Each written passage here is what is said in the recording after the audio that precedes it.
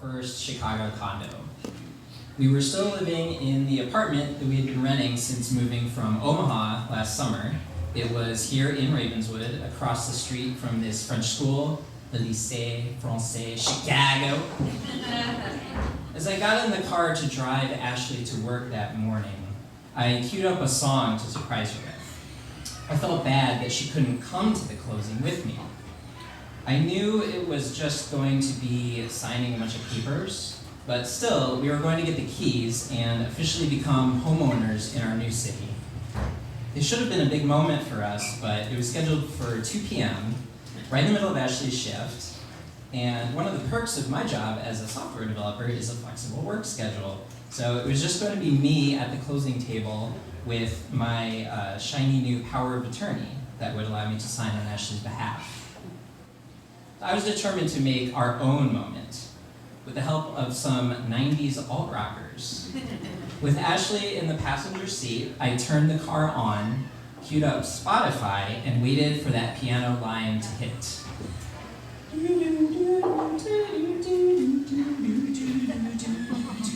Closing time, open up the doors and let you out into the world. I do know that this song is actually about a child being born and also a bar, but hey, it worked. More than a month had passed since we first saw the condo. At the beginning of the home buying process, there is a flurry of activity. We went to a showing, made an offer, made a counteroffer, won the counteroffer. It was ours, probably, because that's just the beginning. There's still all the minutia of locking up a mortgage. Important stuff, to be sure, but not exactly thrilling. You're very busy for those first couple weeks, but somehow also very bored and eventually overwhelmed. The most interesting part, in a relative sense, was deciding what loan term and instrument to go with.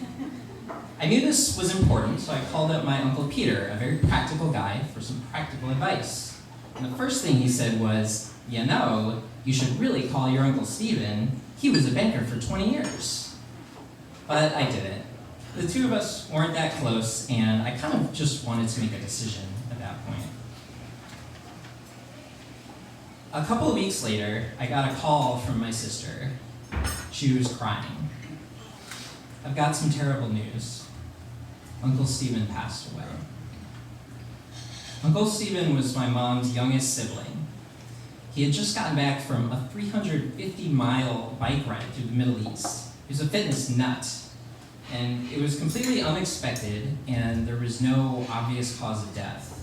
It just made no sense. Next morning, the day before closing, I was invited by some friends that I rarely see to come hang out right here at O'Shaughnessy's after work, and normally I would jump at the chance, but at that moment there was nothing I wanted to do less. I didn't feel like myself, and I just couldn't take it anymore. I sat with Ashley on the couch and I cried. I confessed that all my excitement from when we first signed the contract had drained away, and that even though it was basically ours now, it still didn't feel real because nothing was actually official yet. We didn't actually have the loan or a title. It had been weeks since we had set foot in the place. All I could think about was all of the work we were going to have to do to get everything moved over from the apartment and from the storage unit we still had in Omaha with all of our furniture. And then we had to get all of that stuff out of boxes and get it sorted and assembled and put away. And we'd already been living out of boxes for weeks and in a temporary apartment for months. And I was tired. And now, my uncle had died before he turned 60. And my family was devastated. And all I could think was that it was the worst possible time for this. And we were already stretched thin with moving expenses, and now we had to get on a plane and fly to New Jersey 2 days after closing, which is time we're meant to be spending moving boxes and unpacking and actually making this house a place we can call our home. And, oh, by the way, I was supposed to be carrying on with regular life, too. I had recently signed up to tell a story on September 9th at O'Shaughnessy's, and I wanted to come up with something new. The show had a theme once, and I had exactly 0 ideas about what to do with that. And Ashley said, actually, that theme is perfect. And I must have looked at her as if she had suddenly turned into Mike Ditka. Well, see, there's all these things you have to do to buy a house that you only do once. You sign the contract once, you do one inspection, you get one appraisal, you acquire one mortgage, you move all your stuff over once. And even the act of moving is just a series of smaller onces. You pack each box once and move that box over once. And you open it up once and you put each thing away once. And sometimes, Ashley said, in the middle of it all, your mom's baby brother passes away. And that only happens once.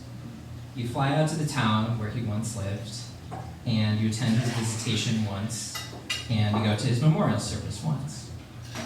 But don't miss the forest for the trees. This whole thing is something we'll only do once. We've moved a lot already.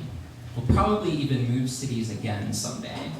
But we'll only move to Chicago once.